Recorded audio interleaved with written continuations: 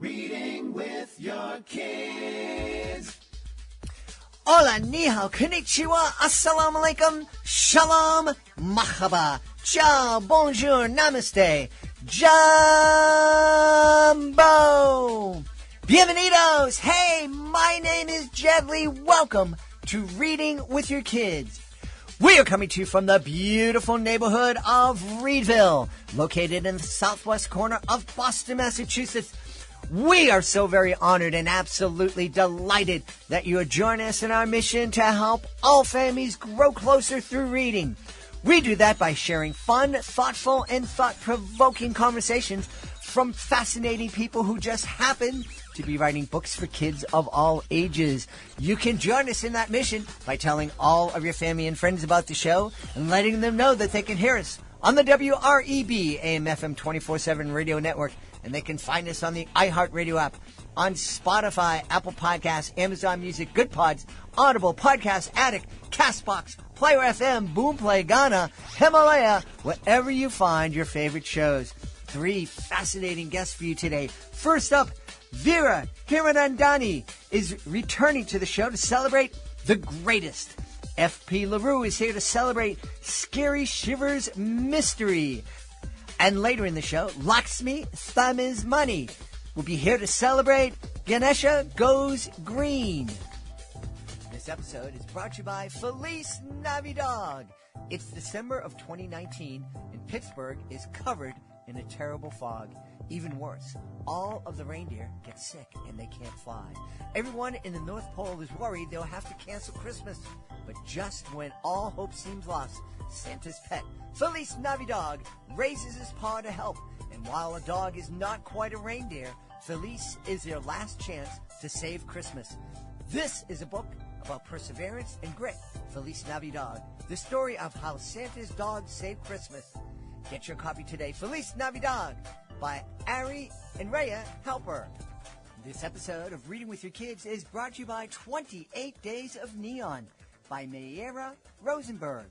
12-year-old Neon Blue Green is queen of the cafeteria, co-captain of the cheerleading squad, and has the most amazing dog any 7th grader could ask for. Her only complaint in life is that her parents named her after the color of a sports energy drink. Until the morning she overhears them whispering and learns that she has only 28 days left to live. Neon needs a miracle, but how can she get one in only 28 days? Then it hits her. She'll do one good deed every day. This is a fascinating middle grade novel that you and your kids are going to love to read or co-read together. Get your copy today, 28 Days of Neon by Veera Rosenberg. This episode is brought to you by OnceUponADance.com. Take storytelling to a whole new level. With Once Upon a Dance, your child will do more than just listen. They'll move, imagine, and connect. It's a literary adventure and a performance all in one. From graceful turns to energetic leaps, each story brings an immersive experience that engages both body and mind. Whether your child enjoys unicorns, bats, zombies, or cats, Once Upon a Dance has a Dance It Out story just for them. Celebrate joyful movement and visit OnceUponADance.com or find them at your favorite social media platform. Join us right now from outside of New York City. Our guest is here today to celebrate her new picture book. It's called The Greatest. I had no idea somebody was writing a book about me. Please welcome back to the podcast, Veera Hiranandani. Veera, how are you? I'm good. Thanks for having me again. I am delighted to have you back on. Now, I figure this probably isn't about me. Well, it could be. I don't know. All right. So tell us about the book. Well, so it's inspired by my grandfather. So you look a little young to be a grandfather, but you would be surprised. I probably am not all that younger than your grandfather. Well, so yes, that's what I meant, is maybe someday you might be. But it was inspired by my grandfather on my mother's side.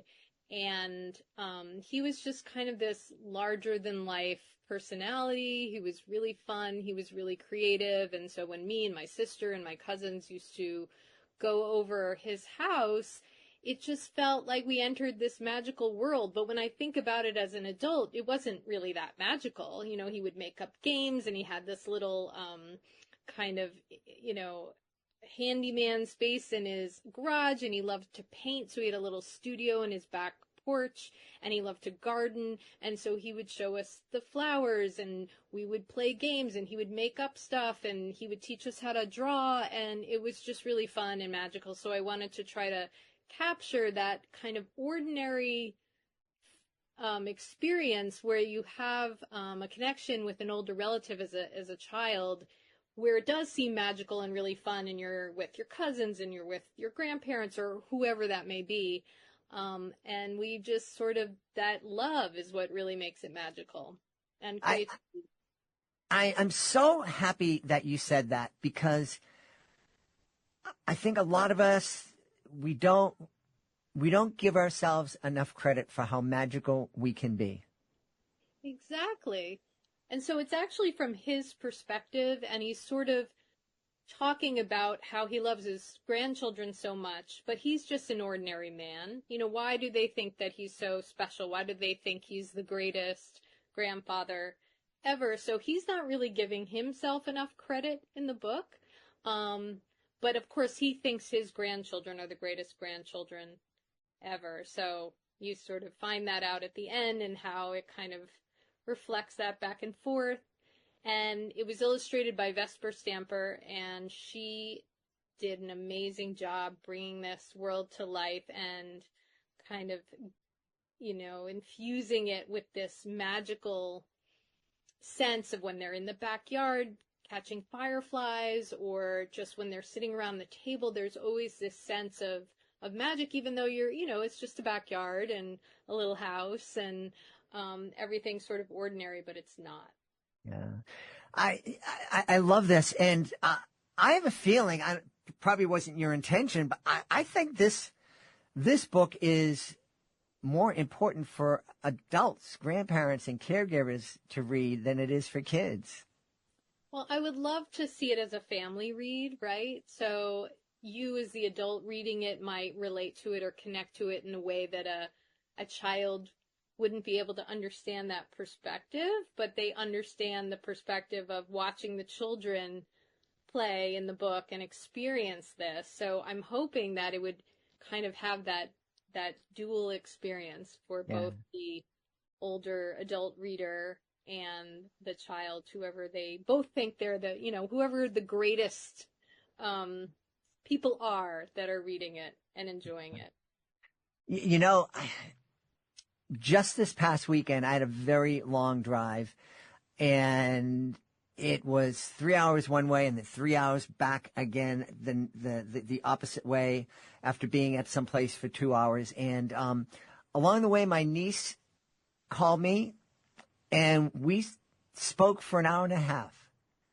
And it was just that, you know, and I kind of joked with her. I'm like, oh, why in the world do you want to talk to this old man for an hour and a half? We've been on the phone for so long. And we weren't talking about anything, really. We were just keeping each other company. And it was so special to me. And hopefully it was special to her. I'm sure it was.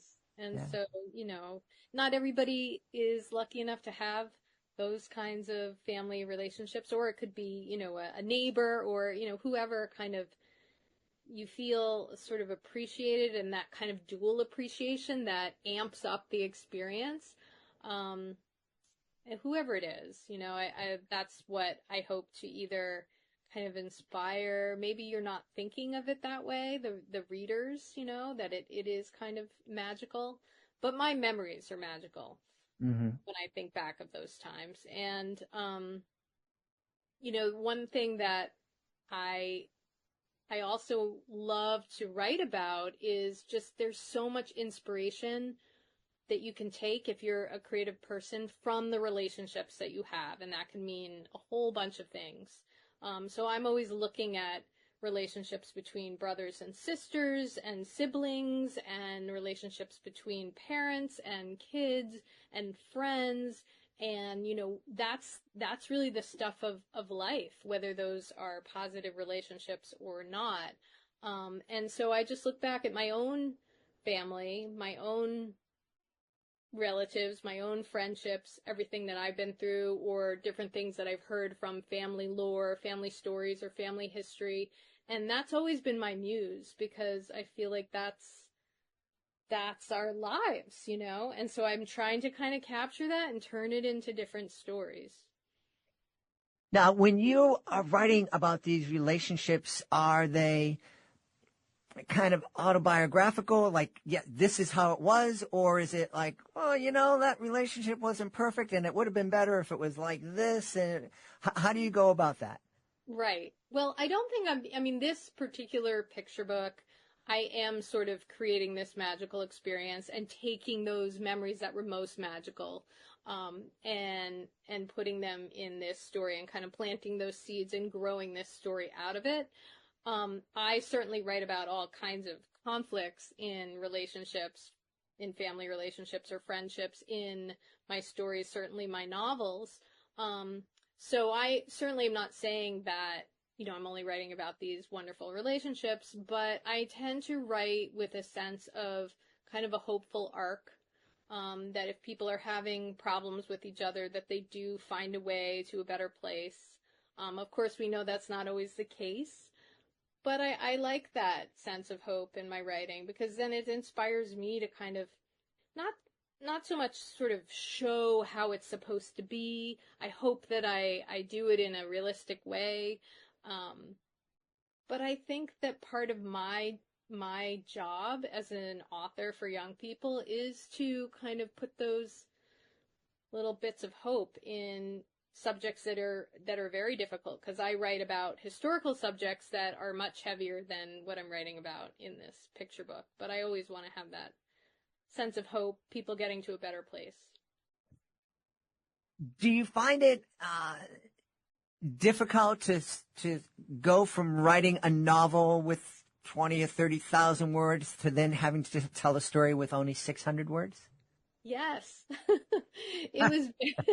It was really challenging. I had always wanted to write a picture book. But I came from writing for grown-ups in my writing training. I got my MFA, and there weren't very many programs for writing for young people. And I didn't even know that I wanted to. And so I wrote, short fiction and started a novel for adults. But I was never fully connected to that work. And when I started to write for young people, I felt a different connection, a much more intimate understanding of the stories that I wanted to tell. So, I'm sort of forgetting the thread of your beginning question. I'm like, am I answering the question? I don't know. Well, you are. I marvel at people who are able to tell a complete story with so little time, whether it's a 30-second commercial, a 600-word picture book, a 3-minute song, as opposed to, like a 1,200-page Harry Potter novel. Right. So as I was saying, thank you for bringing me back. So as I was saying, I was used to writing long form fiction, and then I went right to long form fiction for young people, but I had, read a million picture books. I have my own kids. I've read them a million picture books, and I just have such admiration for the form and the play between words and the visuals. And I always loved drawing and painting, so I have this real visual sense. And so I was like, someday I would love to write a picture book. And I tried so many manuscripts so many times, and it took me a really long time to kind of figure out one that I thought could work. And this book, The Greatest, was based on a poem that I had written in high school. Ooh. And a high school friend of mine, I didn't even have it. A high school friend of mine a few years ago just sent me the poem. It was about my grandfather. And it was about how he just thought of himself as this sort of ordinary man, but like we or me as his grandchild knew how special he was. And it was a 16-year-old poem, so I wasn't going to use that exactly, but I took the essence of it and I took pieces of it. I was like, I think I have my picture book. And so it became the greatest. Yeah. You know, we've had so many authors on the show who have told a similar story. It's like, I first wrote this book when I was 12 or when I was 15, and, you know, and my mom or my friend, you know, somebody who surprised the author by keeping it, and when it came back, it inspired a new way of looking at the story. Yeah, so I was kind of amazed to read it again, and it just clicked at that point.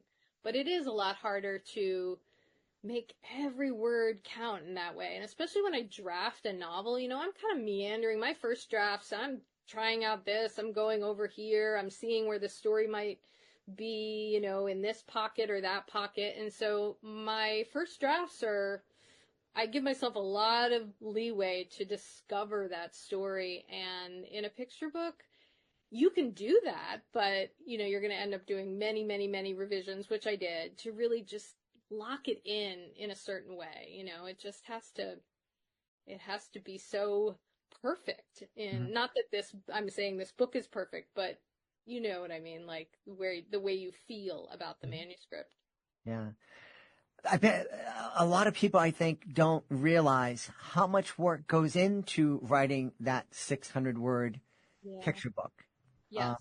I myself was amazed. I had a publisher on early on in the life of the podcast, and he told me it can take 2 or 3 or 4 years from the time I purchase a manuscript until the book hits the shelves. And I'm like, you've got to be kidding. Yes.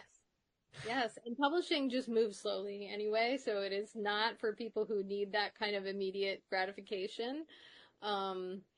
And so, you know, it took a few years, because then once we finally nailed down the manuscript, then it was finding an illustrator, and then you go through a whole round of kind of pairing the words to the pictures and how everything's working there. And what's really cool is that the illustrator sort of creates their own story based on how they're interpreting it. And then you combine these two visions of what the story is, and then it becomes its own new thing. So it's fun now to visit schools and show them the picture visually and sort of do a read aloud. But then I've noticed things in the visuals, and even the kids noticed a couple of things that I didn't even notice, like little things in the background about these visual stories that Vesper Samper was creating when she, you know, was illustrating the book. So, how was that for you as someone who had worked with an editor on your long form stories? Now it's okay. I have this book. I worked it out with my editor. I feel really good about it. Here you go. And it's like, oh, now someone else is going to have their turn and tell half of the story through their pictures. it was a really positive experience. You know, often the editor will pair you with somebody that they think is great and will work with the words. But for this book, I had Vesper in mind. I had met her a couple of times. I also had read her book, What the Night Sings, and I was just blown away. It was just such an incredible book. But it's a really interesting book because it's a YA illustrated book about the Holocaust, and it's a very powerful, heavy book. But not only is it amazingly written, the illustrations are just so breathtaking and so powerful. And I really like Vesper too. And so I just thought, I wonder if she could do this. That would be my dream illustrator. And she was available, and it really connected her to her memories of her grandparents. So it usually doesn't work that way, where you know the illustrator and you suggest it and they reach out and it all works out that way. And part of it was the Jewish connection, because I have, my one side of my family is, my father is originally from India, and then the other side of my family, is Jewish, and my mom was born and raised in New York, but my grandfather is originally from Poland and came to this country in like the 1920s. So there's a bit of a Jewish theme going out that, this family is Jewish.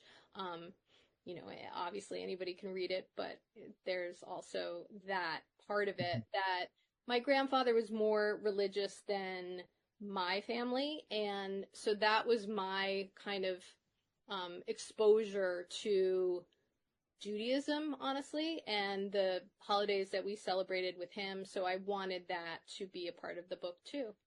Wonderful.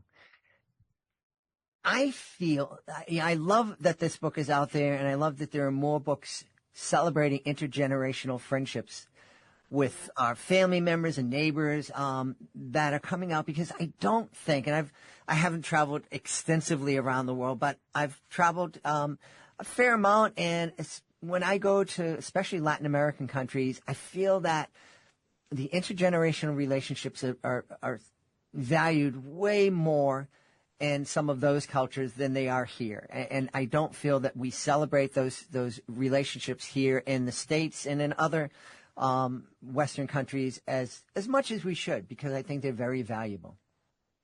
I absolutely agree. And I think that's true with the Indian side of my family too. It's sort of a different sense, cultural sense of kind of the elders in the family, and just the importance of those connections and what, the older relatives can pass on and teach the younger relatives, and how much you can learn, and then how the younger generation can kind of bring the older generation up to speed with things like technology and stuff. And there are just so many ways that we can connect, and how, important that is. So I agree. And going back to what we talked about at the beginning of the interview, it's just celebrating and realizing the fact that in this world where we have all these gadgets and all these shiny things and flashy things, that what's most valuable to us are the relationships, the friendships, the time that we spend together. Yeah, and what is that time like? And it doesn't mean, that's the thing. My grandparents lived a simple life. They weren't taking us to, Broadway shows and buying us fancy gifts. We would go to my grandfather's house, and he would show us how he used to have this collection of scrap leather, and he just loved making things out of these little pieces of scrap leather. Anything you could make, you could, sort of weave a belt, or you could make a wallet, and he just loved showing us things like that. So we would hang out in his garage and like make stuff out of scraps. He loved drawing and painting, and one of my favorite things to do was go, and he would teach me how to do all the Snoopy and Charlie Brown Peanuts cartoons, because I love those cartoons. So, he would teach me how to draw Snoopies and stuff. And so you just need a pencil and paper and some scrap leather. Uh-huh. Who knows where it'll take you. Yeah. And I imagine too that there was a part of you that when you saw your grandfather saving those scraps of leather and finding new ways to make use of it, it was just a gentle reminder that we're never going to throw you away. Oh, yeah, that's a beautiful metaphor. I hadn't really thought about that, but yeah, just like the value in the little things, and that, just that spending of time in a kind of an ordinary way, I think can communicate, especially from an adult to a child. Like, it doesn't have to be special, or it doesn't have to be some big deal or school performance, or it's not about, some kind of way you're sort of earning that attention. It's just like, yeah, we can just hang out and do ordinary things together, that I value your presence so much that that's enough. And, yeah. Yeah. Some of the best memories I have is just cooking with the kid. Just it's the morning and we have to make breakfast, but it's just, and there's not necessarily any words. It's just being next to each other, working together. Right. And I do think creativity, or kind of making something, can be a really rich part of family memories. Cooking is a big one. But also just, going out and messing with the garden, or, cleaning out something in the garage. I mean, things that aren't even that fun, but there's always that kind of creative aspect to it. And that's what I really appreciated about my grandfather, that he had this way, because he was used to, in the, coming from Poland and not having a lot, and growing up during the Depression, he was somebody who was used to making the most out of what he had. And so but he had kind of this spark. So he enjoyed kind of, let's make the most of this. What can we do to make this ordinary thing special? That's beautiful. Can you give us a preview of what you'll be coming back on the podcast to celebrate in the future? Yes, my second picture book. I kind of wrote this quickly. So it's coming out in January, and it's called Many Things at Once. And once again, inspired by who I am and who my family is. And it's about a young girl who is thinking about her dual heritage, and her father from India and her mother, who's Jewish, from New York, and how they got married, and then how, the different parts of the world that she's sort of came together to create her. And she is really appreciative of that, and she's really proud of her background. But at the same time, sometimes she can feel different than other kids, or sometimes she can feel a little bit of not enough of one thing or the other. And I certainly had some of those feelings growing up. And so I think sometimes when I've seen books that celebrate some kind of multicultural background, it's just like, celebrate who you are. It's wonderful, and it is. But it's also complicated, and you can feel many things at once about that. So I wanted to kind of give permission for kids who are biracial or from an interfaith family that, sometimes it can feel complicated, and that's a part of it. Yeah. Well, I can't wait for you to come back. You have an open invitation when that book is out. So in the meantime, where can people go to find out more about The Greatest and find out more about you? Yes, I have a website, www.veerahiranandani.com, and I'm mainly on Instagram as far as social media. We've had a great time speaking to the author of The Greatest. It's the latest picture book from our guest, Veera Hiranandani. My friend, thank you so much for being with us. Well, thanks for having me. This episode is brought to you by the Logan series. 3 wonderful books written by Christine Ritchie McNamee. Logan and the Missing Masterpiece, Logan and the Lost Luggage, Logan and the Missing Jewels. Logan and the Lost Luggage is a Reading with Your Kids certified great read, and all 3 of these books feature Logan, an adorable Cocker Spaniel who travels the world with his magic phone. You and your kids are going to love traveling around the world with Logan, meeting animals from all over the world, visiting different countries, and learning how to get along with people from other countries and other cultures. It's a beautiful series of books. Our Reading with Your Kids certified great read panel loved Logan and the Last Luggage. We know you're going to love all 3 books. Check it out today. The Logan series by Christine Ritchie McNamee. This episode of Reading with Your Kids is brought to you by the books by Charmaine Perry Knights. Charmaine is a TEDx speaker, award-winning facilitator, world traveler, and author. Serving military families through quality literature is her goal and her passion.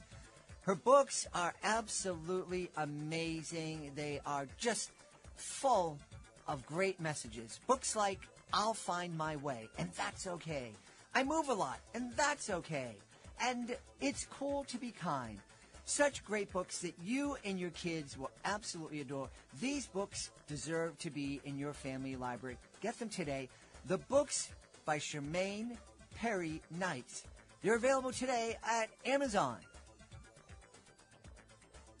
Join us right now from the beautiful state of Michigan. Our guest is here today to celebrate her Scary Shivers mystery series. Please welcome to the show, F.P. LaRue. Hey, my friend, how are you? I'm fine. I'm so excited to be here with Reading with Your Kids podcast. I'm excited to have you on. Tell us all about the mysteries. Who are we going to meet? How many books are out there now? And all of that great stuff. Sure. There are three books out there, The Curse of Shadow Park, The Legend of the Serpent Witch, and The Weeping House. And they're about three characters, Ollie and his two friends, Melly and Scotty, and they solve various mysteries. And the stories show how they solve the mysteries and what they go through and how they stick together. And they use their unique talents to solve the mysteries. Sounds like a real fun middle grade series that kids in the 8 to 12 to 14-year-old range would really enjoy. Yes, and I was very happy to be finding that kids that are younger than 8, even 3 years old, love the books, and also young adults, early 20s, like the books, and parents said that they love reading the books to their kids, and they also love reading the books themselves. So it really encompasses a large range of people. Yeah, that middle grade genre is really fun and accessible to everybody. It really is. When I started writing, I was focused on middle grade, 8 to 12, and then it changed a little bit to 8 to 14. And now, like I'm saying, there's so many that are interested in spooky adventures. And because the books are easy reads and they go fast, it gets their attention and keeps everyone's attention. And, they can't wait, to get to the end to see what happens. Why do you think that kids, especially kids in this age range, I'm having difficulty speaking. I must be scared. Why do you think the kids in this age range really love spooky stories? Well, they know that the stories are not real.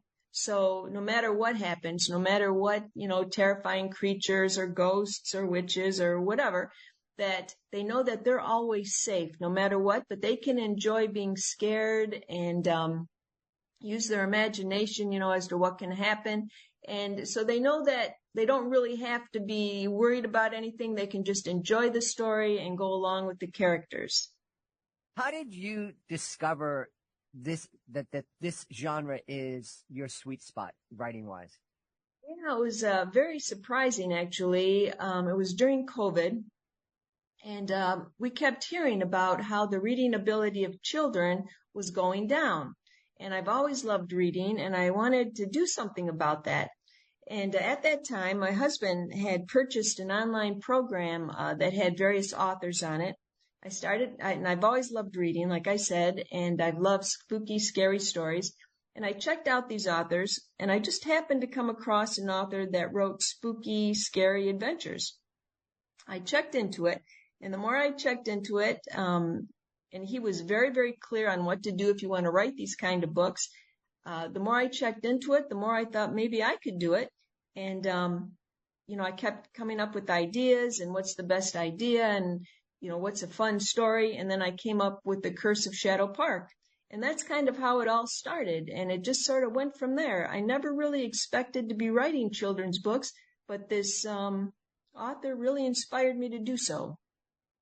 What do you remember what specifically it was in that author's message that was so inspiring that you actually got up and created a book? Yeah. What caught my attention first was the website. He had spooky music on and spooky graphics, and he was talking about his scary things, and the whole idea was that anything could be scary. It doesn't have to be anything in particular. You could make anything scary. And that caught my attention, and I started reading more into it. And I thought, I was just very interested in just hearing how he wrote these books.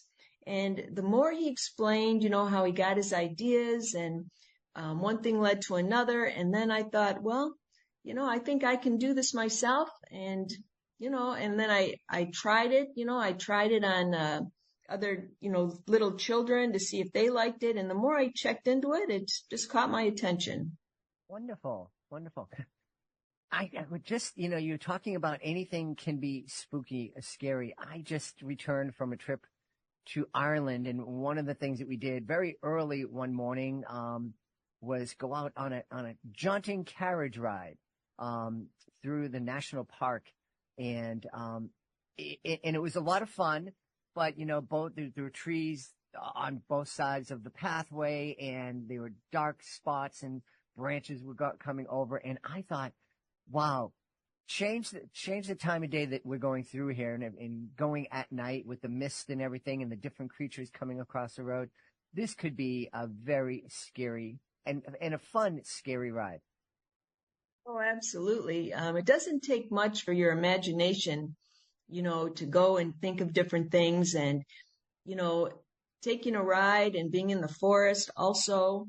And Ireland also has, different legends and all that. And it's just a wonderful thing. And it just gets you in that whole mood of thinking about what could be behind that tree. What if something jumps out? What if something touches me and no one else sees it? I'm the only one, that can feel this. And so, yeah, it's just all in your imagination and all in making it fun. Now, do you find yourself at the mall or at a restaurant and imagining scary things and, kind of freaking yourself out? Well, when I go to the mall or wherever I'm at, something might catch my attention. Like, what if this person turned around and said something, strange to me, warned me or warned somebody else? Or what if this person, I'm the only one who can see this person and they can't believe that I can see them, or, whatever the situation is. Different ideas come to me as we go along. The other day I was writing something up, and I was looking in the backyard, and there was no wind at all. And there was a medium-sized branch that kept going up and down, up and down. And I thought, well, maybe it's, a squirrel or some type of, little animal, whatever. But there was nothing there. And I thought, well, what if there really is something there, and I'm the only one that will be able to see it? And so I thought of, maybe another book idea. You just never know. It's just, your imagination. Just let your imagination go out and see what happens. Are you planning more books in this series, or are you looking to branch and start a different series? No, I'm still looking to keep this series for a while longer. So far, there are 3 books. A 4th book will be out the spring of 2025. And then I'm also going to keep these same 3 characters. I'm not quite done with them yet. They work very, very well together. They complement each other. And so I still have some ideas on, different mysteries and adventures that they can still go on. And so I'm going to keep going with that for a while. Awesome. And these characters, were they inspired by any people in your life? Really, the characters just came to me. Just in general, I thought, well, I need a character who's very serious. I need a character who just will believe in what they see. And I need someone who's kind of a scaredy cat. And it just kind of all developed like that. Nobody in particular, I'm not, they're not from anybody that I know or anything like that. They just kind of popped in, and I wanted them to complement each other. And I also wanted to show that these 3 characters will help each other no matter what. And it just kind of all developed from there. One of the things we love to ask authors here, because we encourage families not only to be reading with their kids when you're cuddled up on the couch, but to continue to find ways to read with your kids and co-read with your kids as they become independent readers. What kind of conversations do you think families could have as they're reading your Scary Shivers mysteries? Yeah, well, I'm glad you asked me that because parents have told me many things, like they have regular family meetings where they all sit around and everybody reads out loud, and they talk about the various characters, and they talk about what do you think is going to happen with their kids? They ask their kids what's going to happen with these characters, and they also ask their kids, what would you do if you were the main character? How would you handle this situation? And what about these friends? How would you help your friends? And so I think parents, they do. They try different things, to get kids interested in reading these books. They ask them, who are your favorite characters? What would you like to happen? Can you draw these characters? They try to entice them in any way. That's such a great idea, having just a regular time to come together and not only read together, but have those conversations about the characters and do some arts and crafts and whatnot. What a great family activity. Yeah, sometimes, a lot of kids, they like to read, but sometimes, some children, they think of reading as more of a hardship or more of a work or, work related thing, homework, that kind of thing. But then parents, have said that if they don't like to read, they like to show their children that the parents like to read. And many times children will mimic their parents, and what their parents say about reading can entice kids to read. Absolutely. Yeah.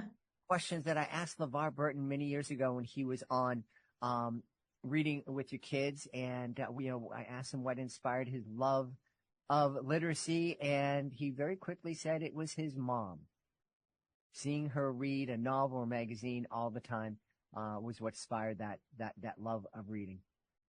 Wonderful. Yeah. Parents, they play a very big role, with their children, what they like to read. And even if they don't like to read, what can I do about it? They really are interested, because parents know that reading is, of course, very important, to children and where they go in life and, and all that good stuff. So, yeah. And my parents were very, very supportive of reading. I was a child who just loved reading anyway, but they were very, very supportive of reading and always took us to the library and, trying to get us to meet various authors and just, trying to make everything fun for us. I never had thought about that. Just the value of going out of your way to help your kids or give your kids a chance to meet one of their favorite authors. That can be a really powerful experience.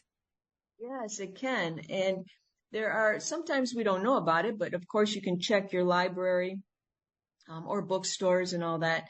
And they have meet the author events or book signing events. And, when I do events like that, parents will come up and they would look at the books and they're very excited and they've read the books. And they said, look, to their child, they'd say, look, this is the author of, whatever it is, The Weeping House, whatever the story is. And they said, would you like her to sign it? And the kids are very, very excited to see a face with who wrote the book. And then I ask them what their name is and can I, did you want me to write your name in the book? And then they get very excited that they had, not necessarily from me, but anybody, an author who, writes their name in a book and says thank you, and they get very excited about it. Yeah. Wonderful. Well, we should let everybody know where they can go to find out more about the Scary Shivers mysteries and find out more about you.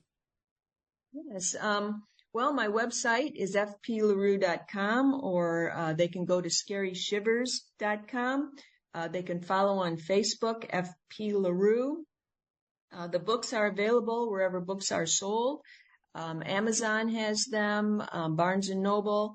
I'll be doing a book signing actually this weekend for Barnes & Noble here in Michigan.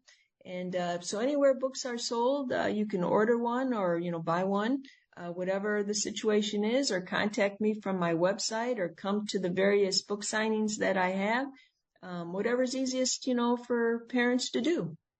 We've had a great time speaking to the author of the Scary Shivers mystery series. Our guest has been F.P. LaRue. My friend, thanks so much for being with us. Thank you so much. It's been an honor to be on Reading with Your Kids podcast and talking with you, Jed. Thank you. This episode of Reading with Your Kids is brought to you by Snoodles in Space, Episode 2, The Zoodles Strike Back, written by Stephen Joseph and illustrated by Andy Case. In this third installment of the Snoodles series, the Zoodles are determined to have their revenge. With the help of a grimy millionaire who's fallen on hard times, they intend to poison the Earth's water supply and turn everyone into willy-nillys and dilly-dallies. Can Brianna and Ricky save the Earth again? Will the outcast kids on the other side of the track rise to the challenge and help save the world? You can find out with Snoodles in Space, Episode 2, The Zoodles Strike Back. Are you looking for the perfect gift for a young reader? Woofy and the Dinosaur Dig Adventure, the second book in the Woofy series, is an exciting choice that fosters creativity, friendship, and teamwork. Join Woofy, a small gray stuffed dog, on his thrilling quest to help his friends excavate a T-Rex in the mountains. Young readers will enjoy his humorous adventures and admire his skills as a pup paleontologist, all set in a beautifully illustrated lyrical story, authored by Helen Rogenson, retired award-winning teacher honored with the Presidential Award for Excellence in Math and Science Teaching. This book encourages lifelong learning while supporting charities for animal rescues and children in need. Don't miss out. Visit us at unpackyourownhappy.com and connect with us on Instagram at unpackyourownhappy. Join us right now from San Francisco in the great state of California. Our guest is here today to celebrate two of her wonderful children's books, Ganesha Goes Green and Naya Sings Finavatri. Please welcome to the show, Lakshmi Thamizhmani. Sorry, I know I messed up your last name. Remind everybody of your last name, please. No worries. Yeah, thank you so much, Jed, for having me. My name is Lakshmi Thamizhmani. Tell us about Ganesha Goes Green, please. Sure, yeah. Ganesha Goes Green was my first picture book. It was my debut book. It's a book where a young girl turns into an activist when she finds out that the ways of celebrating her favorite festival, Ganesha Chaturthi, end up harming the environment and her mom. So she looks for alternate ways to celebrate, finds earth-friendly ways, and starts a movement convincing some of her friends and her village to switch to making friendly statues from clay instead of from plaster, which end up harming the river. Wow, what an interesting story for a book. Tell us a little bit more about the celebration and the tradition and how she came about to find this courage to stand up. Sure, yeah. So Ganesha Chaturthi is a very famous festival in India. It's celebrated in different ways. Typically there are like huge plaster statues that are established on the roads, and people buy those plaster statues at home, and they worship the god. Ganesha is the god of new beginnings or the remover of obstacles. They bring the statues home. They're very pretty statues, but they have chemicals. They're painted with sort of harmful chemicals. So after the worship, after 10 days, they are taken to a water body and submerged. So when everyone does that, a lot of paint gets into the streams and rivers, and it ends up polluting the water bodies, and it all ends up in the ocean as well. So it harms the fish, and the same water that gets, fed to our crops, that gets fed to our families, it ends up harming everyone. So the main character in the story is Prema, and she had to move from the city where her mom and she lived to the village because they couldn't afford to live in the city anymore, because her mom fell sick because of the paint from these plaster statues. So they ended up moving to the village. And when she goes around the village looking for statues, she finds that there are the same plaster statues there as well. And she decides that she doesn't want anybody else to fall sick, just like her mom did. So she starts thinking about what she could do, and then she comes up with this idea for making a clay statue, because she stands in the riverbed and says, hey, there's clay right here. I can try to make something. And then after a few failed attempts, she makes her own clay statue of the god, and then shows it to her friend. And she tries to make many more, but she realizes that she needs more than just her two hands. She needs more support if she wants to bring a movement in the village. So then she reaches out to her friends, and sort of the message spreads. Her friends watch. They see, yeah, this is really fun to make. And the message spreads. And then her friends make more statues as well. And slowly the word spreads. And not everyone, of course, ends up making their own statues, but it starts a movement. And the hope is that it will continue year after year. Yeah. Now, was this story book inspired by a true story?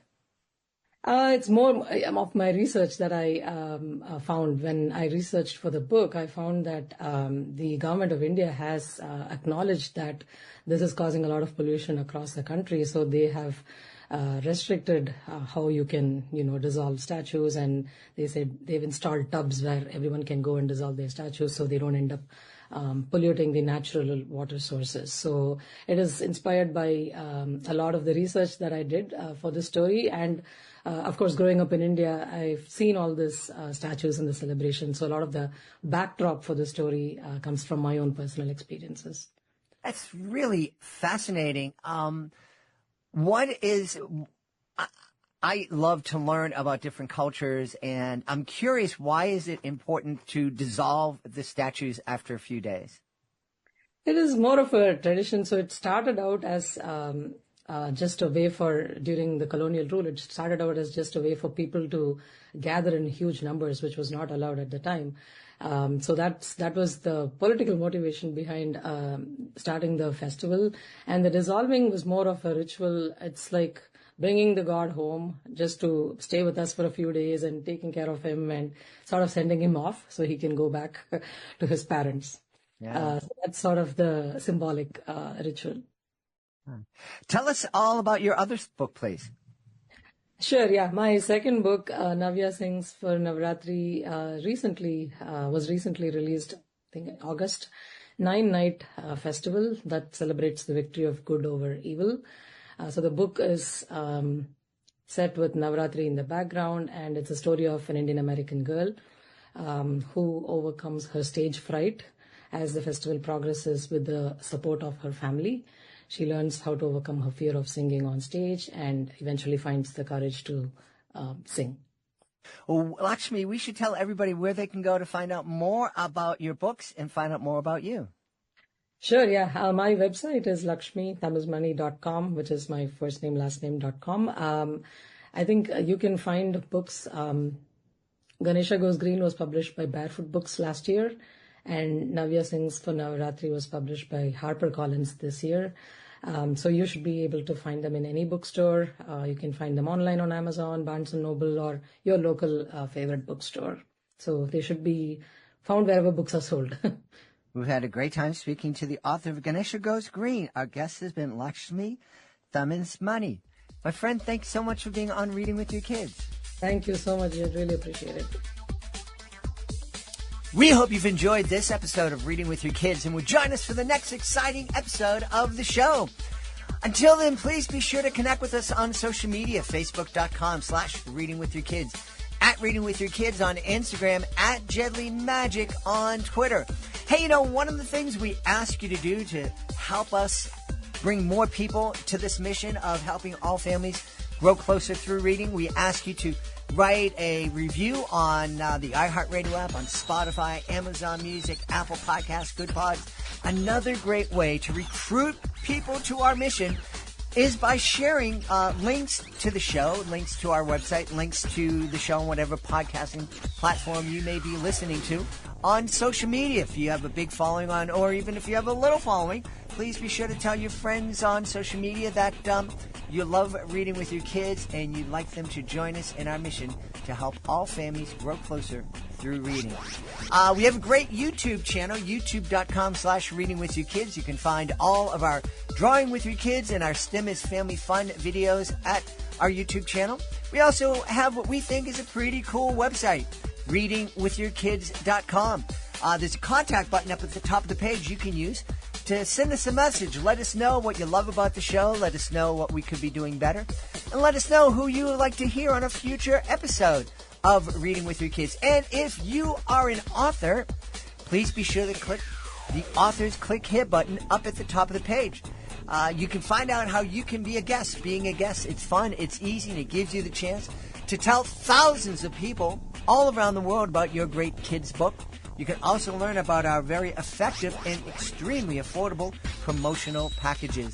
I want to thank the folks who made today's show so wonderful. Veera, FP, and Lakshmi. Please be sure to check out their books, The Greatest by Veera, Scary Shiver Mysteries by FP, and of course Ganesha Goes Green by Lakshmi. I want to thank my amazing team, Fatima Khan, Chris Doherty, Rory Rady, Raylene Tang. I want to thank my beautiful wife for all the support she gives me. Most of all, we all want to thank you thank you so much for taking the time to join us today. And as always, thank you so very much for taking the time to make the world a better place. And you do that every single time you read with your kids. I'll be looking for the next episode of Reading with Your Kids.